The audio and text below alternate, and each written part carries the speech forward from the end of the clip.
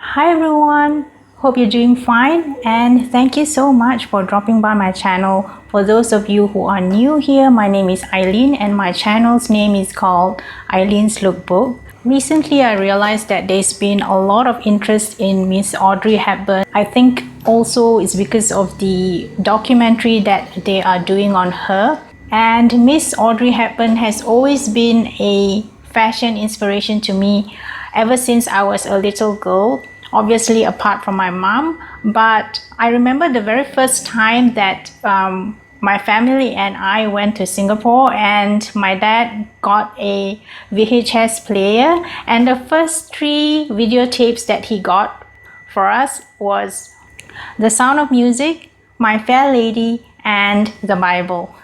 And I must say that I was totally enthralled by her. She is so beautiful. She totally lights up the screen every time that she appears. I especially love her so much in My Fair Lady, more so because my dad wanted me to watch it. And what appeals to me so much about the older golden age of Hollywood is that they are so elegant and the men are so debonair. And so I've always, I think, been drawn to that kind of era where, you know, you've got men like Gregory Peck, Cary Grant are some of the leading men that she starred with, and obviously Rex Harrison in My Fair Lady.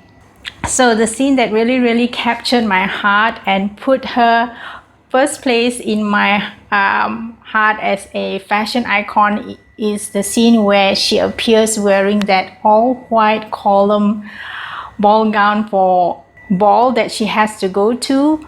When she appeared on the screen with that gown, wow, that took my breath away. She's so beautiful. And then if you see the way that they do her hair in that scene, it's totally the 1960s updo, very glamorous. I've seen my mom wear that updo as well, and hers is so extra special. I don't think any living hairstylist can recreate that hairstyle. If you look at it properly and closely, there's so many different designs on her head, and there's a rosette as well, and yet it's not overly done.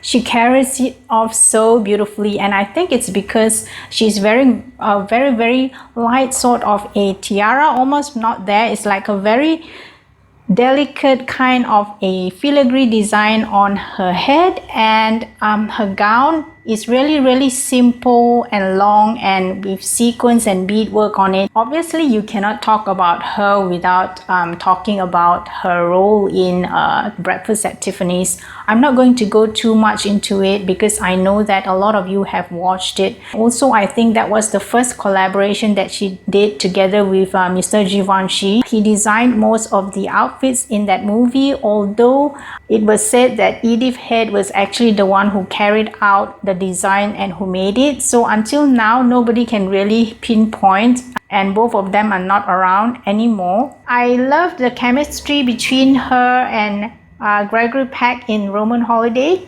You can see here the chemistry is so strong and they were so well matched. So I'm going to be showcasing just a few dresses from my collection, as close as possible to what Miss Audrey Hepburn is wearing in the movies. And in that movie shot, she is wearing exactly the same sort of a cream dress with brown polka dots.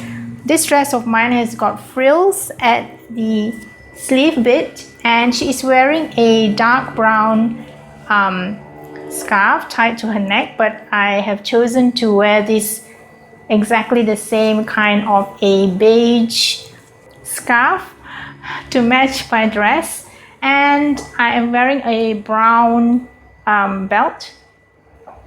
What I love about this dress is that it's calf length. So in the movie, she is also wearing a dress which is calf length, but her skirt is more fuller. But this dress is also beautiful in its own right because it has concealed accordion pleats within the different parts of this dress. I think the silhouette of it is just as pretty. It's obviously a much more updated version of her dress. I always love fashion so much because you can sort of escape from reality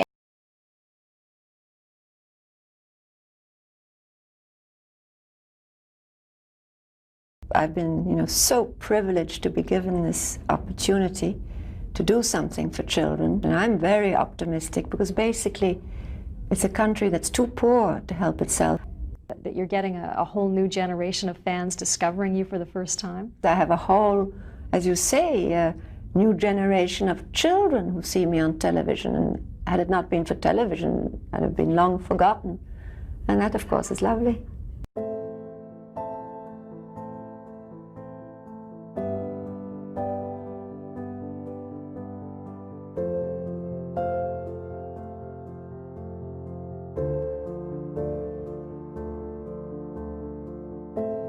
And I think it is in the human spirit to argue, to quarrel, but it's also in the human spirit to remember a giving hand.